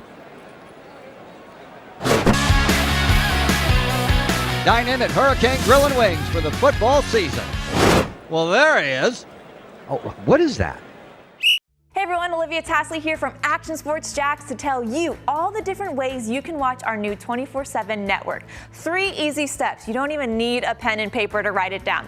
Step number 1, download the app. Search Action News Jax in your app store either on your phone or your smart TV. Then, once you're on the app, click on that little drop-down menu in the upper left-hand corner with the 3 little lines. That'll show you these options, and boom, right here, click Action Sports Jax 24/7, and you will be brought to our continuous stream channel. That app can be accessed through all these different platforms, whether you have Roku, Fire TV, Smart TV, Apple TV, or Google TV. You can find our app. Now, if you don't have access to the app, don't worry, we still got you covered. We're across all social media platforms from Facebook, Instagram, X, YouTube, Twitch. We have a podcast channel. Plus, check out our short reels on our TikTok. Action Sports Jax 24/7. It's on all the time and everywhere. Summertime means sizzling sales at Nimnick Buick GMC. The #1 Buick GMC dealer in Jacksonville has lots of inventory to choose from with their best price guarantee. Nimnick never charges above MSRP. You can save up to $10,000 off select new GMC Sierras or get rates as low as 1.9%. You know, I'm a truck guy. GMC Sierra, my trim level is an SLT. This one's an Elevation. Pretty good looking color as well. So here at Nimnick Buick GMC, you have a lot to pick from. My father-in-law, he drives this, an Enclave. So feel like that GMC in the family. 2025 is coming around the corner, which means it's almost time to close out those 2024s this summer. You can schedule a test drive at NimnickBuickGMC.com. And while you're there, check your trade value and customize your payment options. Nimnick is there for you, even on Sundays. Visit the showroom on Phillips Highway or shop online at NimnickBuickGMC.com. Nimnick, your friends in the car business since 1941. GMC, we are professional grade. Still overcast in downtown Jax, Vegas. Patric Young joining me, Terry Norvelle here. We're slowly wrapping it up. We're about to go watch some college basketball. As crazy as that sounds, man. Isn't that great, Patrick? Basketball overlapping football, and boy, the sports year just never ends. It really doesn't. I almost wonder if maybe we need to. Are we a little too close, or did we start too early? Yeah, I know. Basketball? This is really early, isn't it? In terms of with football as well, Yeah, November 4th, man. Gosh darn. And, college basketball, you mentioned, man, there are a lot of really good, particularly Thanksgiving and early December tournaments, and a lot of tournaments out of the country. And there's a lot of good basketball played by good teams that gets passed by. Nobody even remembers it. You get to see those good players. I remember I knew nobody that Kentucky really had. And do you remember the big kid, Oscar Tshiebwe? Oh yeah. Man, he had Kentucky was against it was either Kansas or UNC, just first game or second game of the season. And Oscar Tshiebwe, Kentucky players played scared. Some guys are nervous. Or dude had 12 points, 25 rebounds. He was a rebounding machine, wasn't he? Oh my gosh! Woo! Hey, those were his rebounds, man. That's got to be a gift. Hey, those were his rebounds, weren't they? He took it personal. Oh my gosh! He took it personal. Patrick, we left off with some losers. College football week 10. We talked about winners, losers. Boy, Iowa State. They were just starting to get a lot of publicity, and they get knocked off by Texas Tech. We talked about Penn State. I mean. Penn State, my goodness, you got Ohio State not playing great football. You got them at your place. You can't. Hey, Penn State can't beat them at night. They can't beat them during the day. They can't beat them on the road. Man, that's tough loss. Is Franklin? Is he the play caller? I'm not sure. I don't know if he is. I think he brought a guy in, and it didn't look any different. They just can't. Ohio State always D's them up, man. In the red zone that they couldn't score. Yeah. And Patrick, I was getting down to the stadium and got in for Florida, Georgia early. I like to get away from all that mess and go ahead and get in and visit with some friends. I see a lot of friends I don't see, media guys for every year. I see them that time of year, right? So I was visiting and pregame meal. And I watched a lot of that Penn State, Ohio State game. And I know I should have been more excited. It was number 3 versus number 4. It was boring. It looked like old school Big Ten 1978. Wasn't it? Yeah. Gosh. I just can't believe, there was a flash of scoring from both teams for a second. Yeah. And that was it. That's all it was. What about the taunting call that was terrible? The Penn State guy kind of. Oh, my gosh. That was terrible, wasn't it? He didn't stand over the guy and make a taunt. God. Then I would have been absolutely. He just got up and walked. Yeah, just walked over him. That was a guy. That was an official.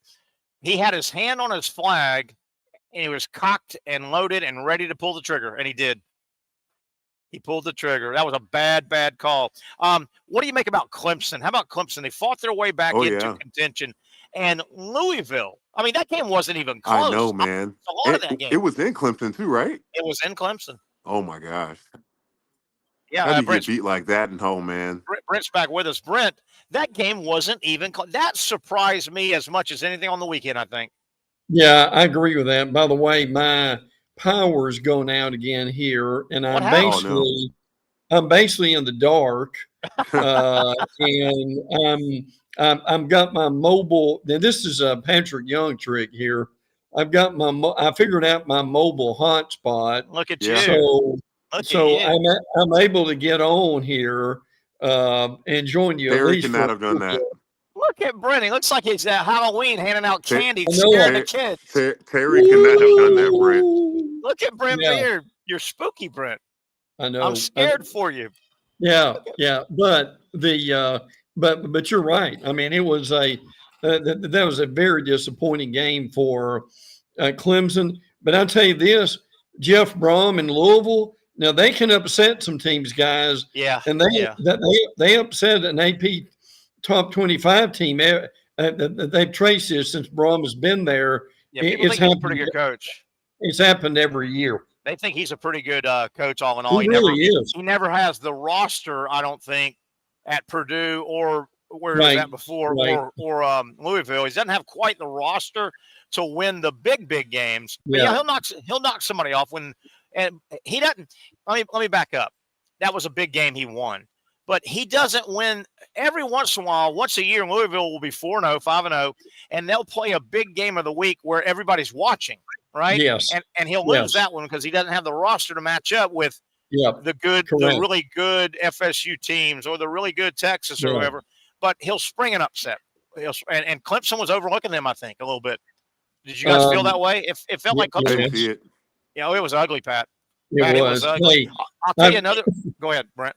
Well, the thing I want, the most incredible thing I've seen so far, not only is Army undefeated. Look, I know they really hadn't played anybody, but they still are, and that's all that matters. But the thing that is to me is after 8 games, Army has they've had one turnover. And one turnover in 8 games. Is Army the only team that has not trailed all year? Yes. That was Indiana. Correct. Or Indiana, one of those guys. Yeah. Indiana trailed 10-zip.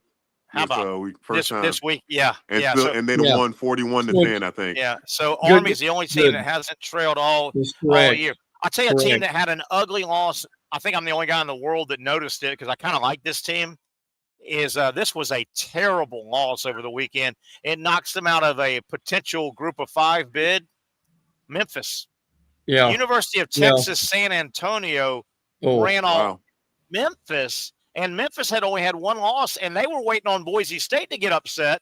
And Memphis was the next team in the rankings. That was a bad loss. And guys, I don't know what to say about USC. I mean, they're 4-5. Under 500. Oh my God. They still have Notre Dame later. Yeah. I mean, what do you make of Lincoln Riley? I mean, right now he was a flash in the pan. Yes.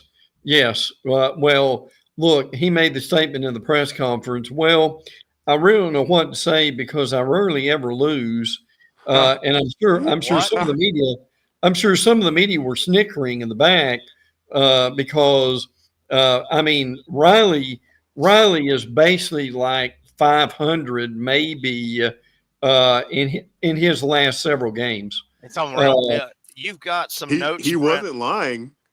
I mean, his last few years, especially in Oklahoma, he wasn't losing that many games. Brent, no, you're right. But but by the way, when he had it going at Oklahoma that year or two, that's been a while ago now, boys. Yeah. Yes, it has. It's been a while ago. Brent, I've got your notes here. I want to give you credit.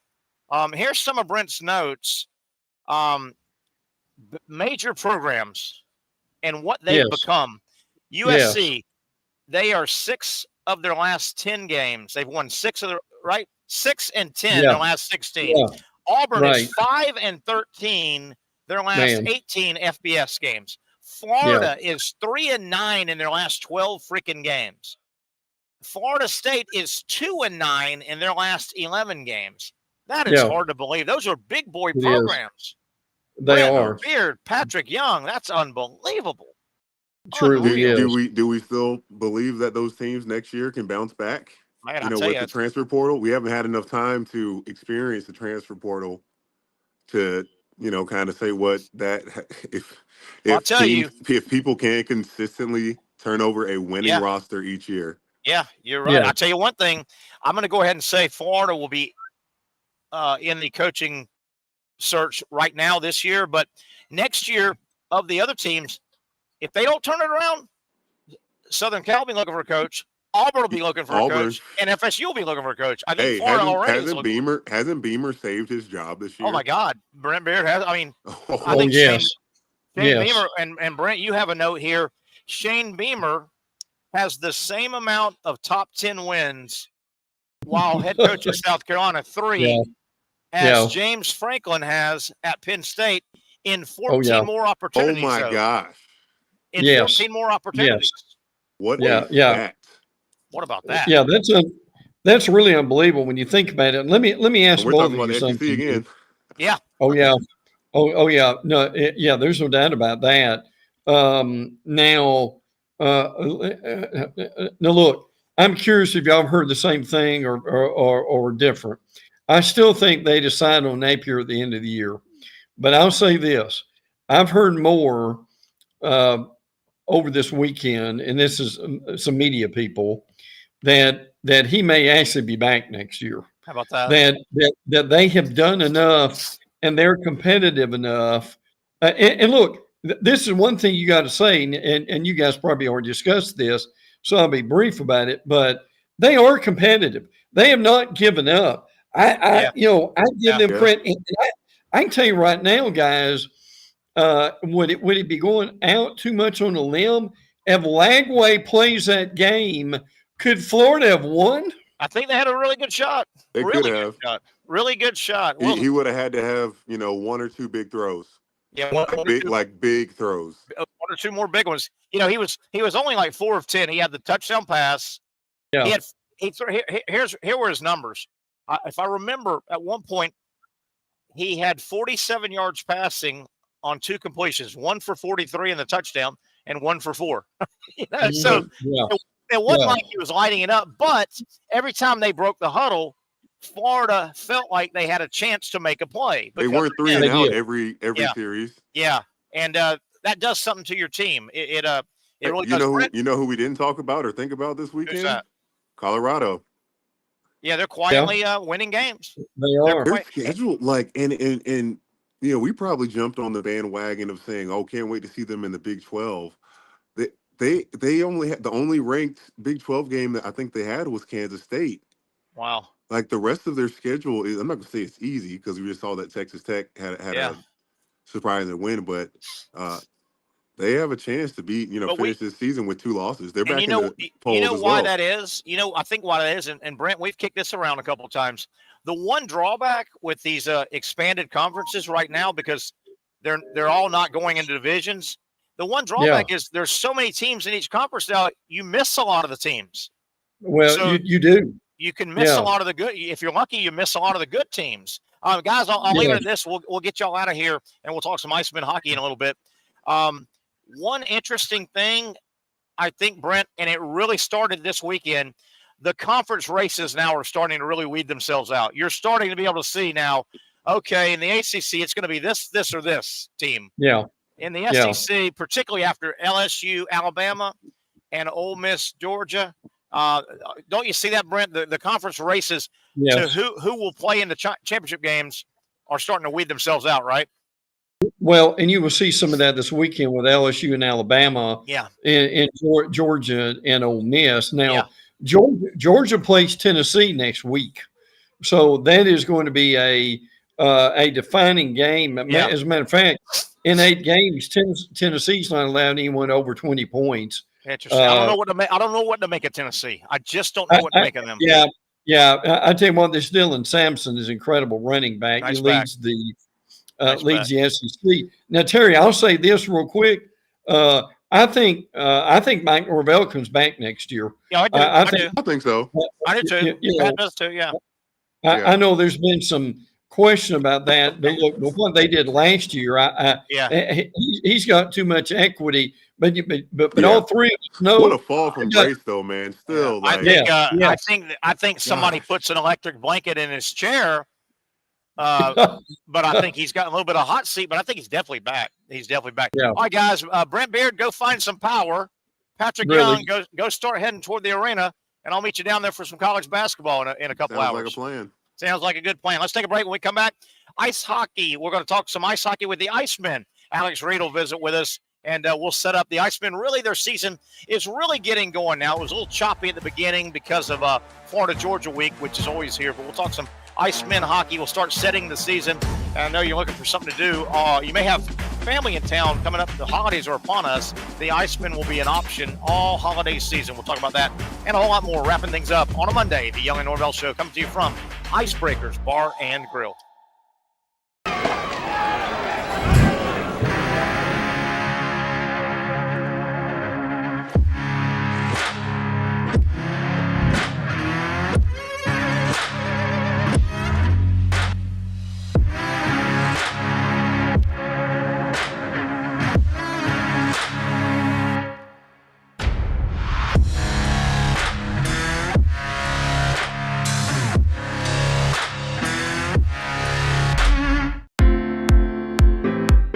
At Southeast Orthopedic Specialists, we know pain and injuries can stop you from doing what you love.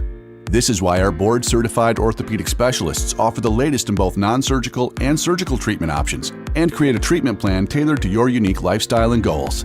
So, whether it is a sports injury or that nagging pain that's keeping you from doing what you love, our team has the right treatment for you. For more information or to schedule an appointment online, visit our website. Finally, a family atmosphere, kid-friendly restaurant with a real sports bar feel. Rick's Jags Beach features all that and a large, climate-controlled covered patio with misting fans and heaters for all seasons. Mix in an extremely diverse menu that features the most quality and affordable steak at the beach, and there's no reason not to enjoy your next lunch, dinner, happy hour, or big sporting event at Rick's Jags Beach, 300 2nd Street North in Jacksonville Beach. See you at Rick's Jags Beach. You really got to hand it to him. Hold on. The previous play is under further review. I'm not sure what he could review, but okay.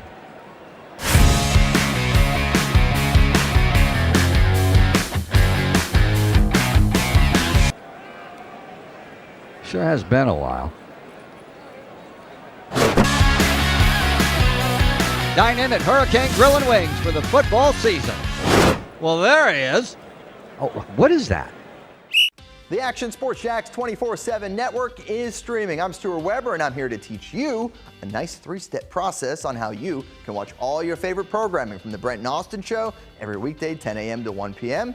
or the Cup Date with me. It's fantastic. We talk NASCAR. It's a great time. Wednesdays at 1 o'clock. All right, first step, easy. Download the Action News Jax app. You probably already have it downloaded on your phone, so you might already have that one taken care of. Step 2, see that stack of pancakes up there? You click that stack of pancakes, and it's going to bring down step number 3, which is a full screen of all the different streams that you can click on, including the Action Sports Jax 24/7 stream. You click that, the video's rocking and rolling on your mobile device. You're watching all the shows you want to, and you're having a good time. You can also do it on your smart TV with the Action News Jax Now app. I do it on my Samsung TV at home. It's a great way to watch it on a nice, large screen for all the content. That's the Action Sports Jax 24/7 network. Hope you can find it. You trust CGC to make your water great, and now you can trust CGC with your plumbing needs as well. Fast, convenient scheduling, licensed and insured. A quick call away at 904-552-1242. You never know when you're going to have an issue with a shower, toilet, or maybe it's a sink that sometimes is easy to fix. All right, let's be honest. I'm not fixing anything. I'm totally staging this because when I have a plumbing problem, I call CGC Water Treatment and Plumbing. Trained professionals, transparent pricing, customer satisfaction. Small problem or even a bigger issue. Maybe you need a new tankless water heater or something a bit more intricate. The experts with 25 years of experience at CGC Water Treatment and Plumbing can do it all. Call 904-552-1242 or visit cgcwater.com. That's 904-552-1242 or cgcwater.com. CGC Water Treatment and Plumbing, an authorized independent Connecticut dealer. Florida license number CFC 143-2579. Monday, of course, you know where we're at. We're Monday Home, Icebreakers, Bar and Grill, right here inside the Community First. Hey, go time to talk some Icemen. Hockey, Alex Reed's kind enough to, I know you don't mind getting out of that office, do you? No, not at all. I like the break. To be able to come down here to the bar and the restaurant, heck yeah, I'll take any excuse for that. I'm still, obviously, we've been down here now 4 or 5 times until Monday Home. It's still a really neat setup. I mean, so many parents. Right now, we got a lot of youth behind us, youth leagues going on, and Monday afternoon, Monday evening. So many parents. They're here. They're watching their kid, but they've got their laptops. This huge sports bar. It's a great setup. It really is. No, it really is. I mean, you got they can come here. They can do their work while the kids are taking part in hockey or figure skating or learn to skate program, whatever it is. But then afterwards, they can have food ready for the kids. I mean, it's a perfect setup for a busy parent who's got the kids. So it's kind of neat too. The Icemen will come out of the office and training area. I mean, you can see the kids and it's NHL to these kids. They're going, oh my God, this guy's a monster, and look how good he skates. I know, and that's kind of the legacy part of this whole thing, right? Is that we got these youth kids that look up to these guys. They come here and play, and then some of the guys come out, and we do get our players out to join the practices from time to time, which is a thrill for the kids as well. It's like Iceman hockey season's just getting underway, and it's this way every year. We understand because Florida, Georgia is what it is. to our community, but it overlaps a little bit every year. It's been a choppy start for you guys in that you played 4 games. I looked at the standings this morning. Most teams have played 6 or 7, but you had your home opener a couple weeks ago here in Jacksonville. Then you took the Tahoe trip. Yep. Number one, how was that? That uncharted area out there. How was that trip? Oh, it was a great trip, honestly. I think it was a good first trip for the team. You know, you talk about team bonding a little bit. It's good to get the guys on the road early in the season, and for a lengthy trip like that, we were out there 4 or 5 days. Two games. Split there, right? Yep, got the split there. It was beautiful out there, by the way. And it's better to go there, I guess, now than maybe later in the winter when the snow starts hitting the mountains. But it's gorgeous out there. But we were there. We were the opponent for the first ever game there in Lake Tahoe. Are they the newest? They're the only new. They are. There's 2 new teams this year. One in Bloomington. You have the Bloomington Bisons, and then obviously the Lake Tahoe Night Monsters. So then you guys come back, and there are several days off, so you lose momentum a little bit. It's just the way it played out because of Florida, Georgia. You can't do a whole lot that whole week, as we know. It's a mat house around the arena. So you go on the road to Orlando, and then you're off again until we got a homestand that starts Friday, Saturday in Jacksonville. It feels like the start of the season a second time, kind of. It really it does. We're kind of playing almost an NFL schedule right now. I mean, we're playing 1 game a week, and then and then off a week, and so I think that's really kind of affected the team a little bit. Just that they haven't really been able to get in a groove with these big long gaps in our schedule. It's just the way it worked out for us, and where other teams, as you mentioned, have played more games. They're playing 2 or 3 games. They're getting in that routine, and our guys have to wait a little bit. So, our schedule's been a little light early, but we're going to be making up for that at some point during the year, no doubt. Home game Friday, yes. Atlanta. Home game Saturday, South Carolina. And what I really love, no knock at any other professional franchise in our area, I won't say, I love y'all play at 7. Yes. And I know it may be the Friday may be a little, but you get going and you get going. Yeah, you do. And I think there's a big difference between that or 7:30. Puck drop. 100%. I mean, there's still teams in our division that play games at 7:30, and it's tough for the team. They don't care because they're the home team. But when you're the road team, that extra 30 minutes to get on the road, you're getting into the next city late or getting home a little bit later. It's just that 7:00 game's great. There's even teams in the league that start their Saturday games at 6 p.m. Which is actually not bad. So it's nice too, So, obviously there's different factors. Each market's different. A team like Atlanta, I understand why on a Friday at 7:30 they have a start just because traffic there is a little hairy at times. But yeah, no, I like our 7:00 starts. It's worked for our teams and our attendance, and it hasn't really affected it much. Obviously, we're first in the league in attendance 2 years running, so I don't think the time's been a factor at all. Atlanta comes in 2-3-2. Record-wise, South Carolina 4-1-1. Yeah, is that a surprise or is it still early? We don't really know what's going on. No, honestly, they're always they're always a team that they're one of the established franchises in the league, and they always have a very competitive team. They didn't make the playoffs last year. They could have. They were really close, but just missed out. They made a coaching change. They made a lot of changes. They've got a great affiliation with the Hershey Bears and the Washington Capitals. Hershey's won the Calder Cup in the AHL the last 2 years, so they get a lot of good help. So it's no surprise to see South Carolina off to a good start. Friday home, Saturday home, and then you said a 7-game total homestand. We'll concentrate on Friday, Saturday of this week coming up. Promotions, things that people need to know about. I don't want to catch you off guard. I need to bring paperwork with you. Friday, Saturday, anything special going on that we need to know about our homestanding fans that may say, hey, I want to be part of that? Yeah, I mean, gosh, I could go on all day on this, and just go to jacksheisman.com, hit the promotion schedule. There's a lot of things coming up. I mean, we have the Marvel Night is going to be coming up here soon, which is going to be really cool. That's where we're going to be wearing the popular movie Deadpool versus Wolverine. Well, the Ice will be wearing, I believe, Wolverine jerseys, and Savannah, our opponent, will be wearing the Deadpool themed jerseys. So, which is cool. We try to. Will you give those away, auction them off, or how does that work? Yes, those will be available for auction as well. So we try to cater to a lot of different audiences and interests. Are you still doing post game on the ice shooting? Yes, we do that. We offer that for our groups. So if you have a company or a group of friends, it is kind of a perk you can get in on, or you can go down, take a shot on net. We do that for every Sunday game. All of our Sunday games this year, those are our Publix Family Fun Days. Everyone can come down and take a shot on ice after the game on a Sunday game. It's an afternoon game, 3 p.m. all of our Sunday games. Signing a waiver, right? Yeah, there's a waiver. Yeah, Because I work on on the ice, ice so yourself. Yeah. I know that ice scares me, man. Yeah, but at that point, it's chopped up. It's chopped and up. The Zamboni hasn't gone, needed to go over correct. it. Yeah, so it's a little I bit do more know traction. the times I walk on the ice, I'll forget about that, and some of my guys go, Terry, it's chopped up. Yeah, you're okay. There is a difference. There really is. Late in the game, after a period when it's chopped up, I'm not saying it's not slick. It's still ice, but you have a little bit more traction. It's not as slick. Whereas, after it's just the Zamboni's gone over it. I think the worst is when the Zamboni goes over it, and then the players have skated on it maybe just for about a minute. It brings it up to the surface, a little slush. Oh, that's when it's really slick.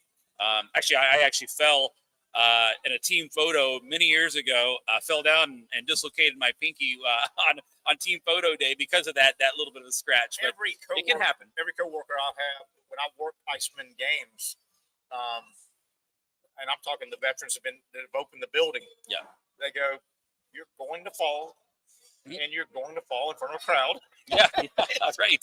And it's going to happen, but. And you don't want to be that person, right? You don't want to fall. No one wants to fall. You don't want to fall in front of 8,000, 9,000 people. Exactly. That's not something you want to do. But, another thing, and I don't know if this is a Southern thing or each franchise does this, but when I'm at an Iceman game, there's several breaks in action. I can't remember when it happens on the big jumbo, but they'll go, okay, here's Joe Smith explaining the blue line or explaining icing or explaining something because I don't know it and I like it.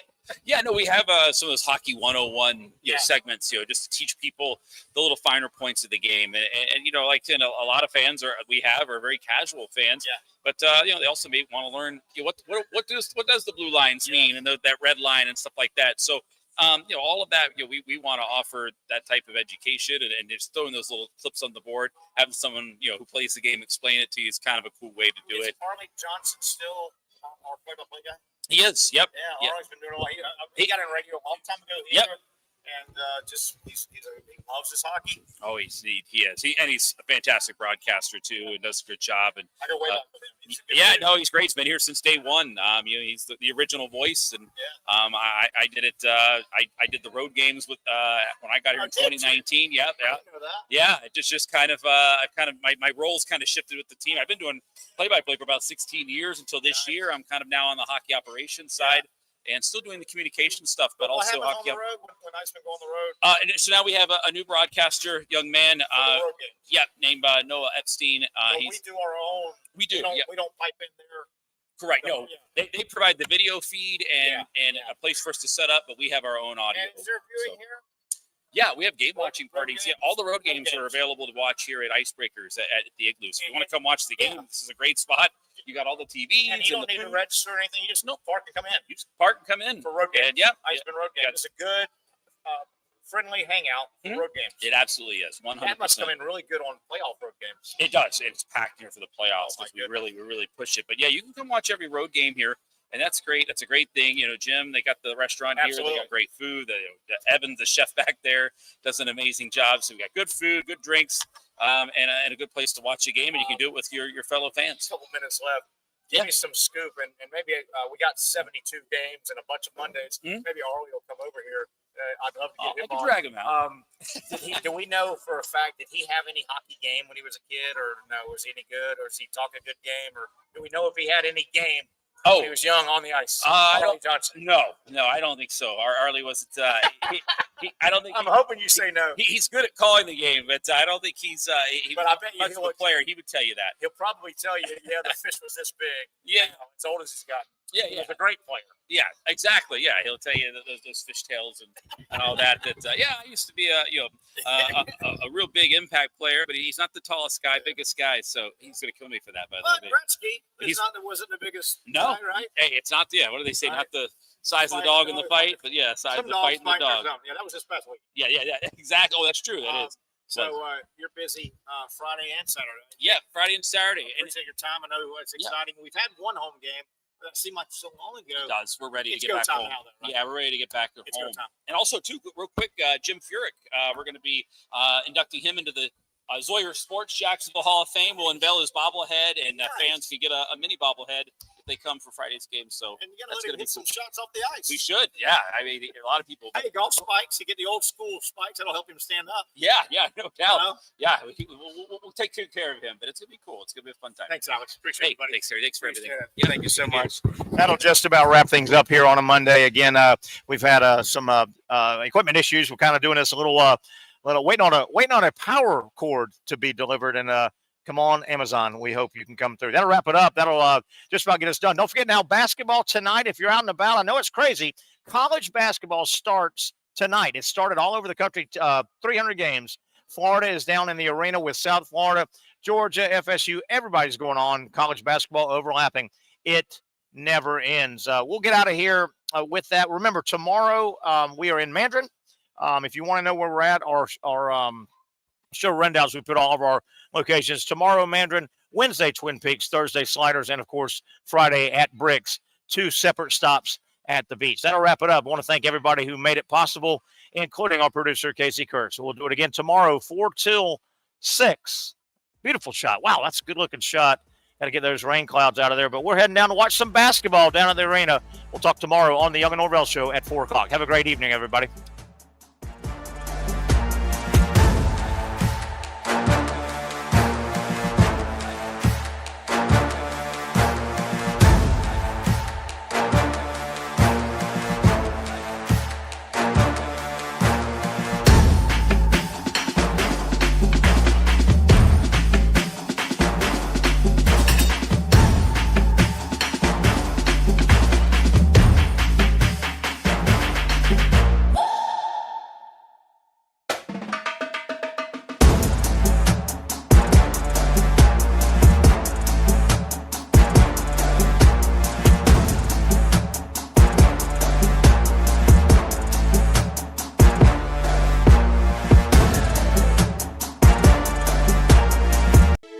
For those dealing with pain from a sports injury, arthritis, or spine condition, Southeast Orthopedic Specialists offers innovative new non-surgical options. Our regenerative medicine treatments, including platelet-rich plasma and other regenerative treatments, use your body's own restorative cells to aid in treating injuries.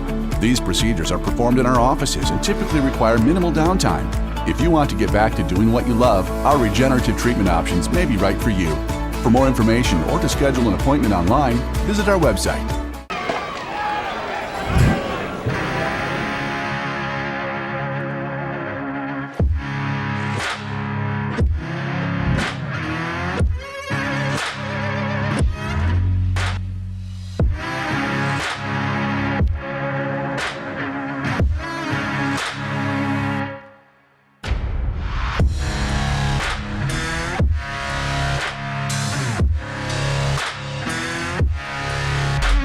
Finally, a family atmosphere, kid-friendly restaurant with a real sports bar feel. Rick's Jack's Beach features all of that and a large, climate-controlled covered patio with misting fans and heaters for all seasons. Mix in an extremely diverse menu that features the most quality and affordable steak at the beach, and there's no reason not to enjoy your next lunch, dinner, happy hour, or big sporting event at Rick's Jack's Beach, 300 2nd Street North in Jacksonville Beach. See you at Rick's Jack's Beach.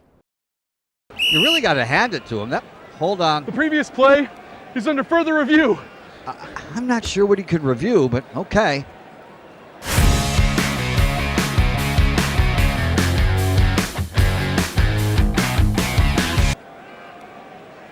Sure has been a while.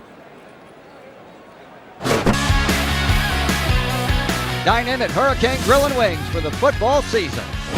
Well, there he is. Oh, what is that? Hey everyone, Olivia Tasley here from Action Sports Jax to tell you all the different ways you can watch our new 24/7 network. 3 easy steps. You don't even need a pen and paper to write it down. Step number 1, download the app. Search Action News Jax in your app store either on your phone or your smart TV. Then, once you're on the app, click on that little drop-down menu in the upper left-hand corner with the 3 little lines. That'll show you these options, and boom, right here, click Action Sports Jax 24/7, and you will be brought to our continuous stream same channel. That app can be accessed through all these different platforms. Whether you have Roku, Fire TV, Smart TV, Apple TV, or Google TV, you can find our app. Now, if you don't have access to the app, don't worry, we still got you covered. We're across all social media platforms from Facebook, Instagram, X, YouTube, Twitch. We have a podcast channel. Plus, check out our short reels on our TikTok. Action Sports Jax 24/7. It's on all the time and everywhere. It's a new logo, new branding. With Bold City Heating and Air, it's an old school approach. One of the few locally owned and operated air conditioning businesses left in Jacksonville. It's hot, Florida in the summer. You can't do much to avoid it, but you can keep cool with Bold City Heating and Air. It's every customer counts kind of service, from when these trucks have pulled up to my home over the last couple of years and when they pull into your driveway as well. From communication to pricing to the actual service, everyone at Bold City Heating and Air cares about you. You know who's coming to your house. You know they will be well trained, and they will respect your home. Air conditioning convenience at boldcityac.com. Stay cool while it gets hot. Bold City Heating and Air can help. Don't get caught sweating all summer. boldcityac.com, and they have financing to help. New systems starting at $110 a month and $50 off any repairs. Stay safe, stay comfortable with Bold City Heating and Air at boldcityac.com. Homegrown in your home.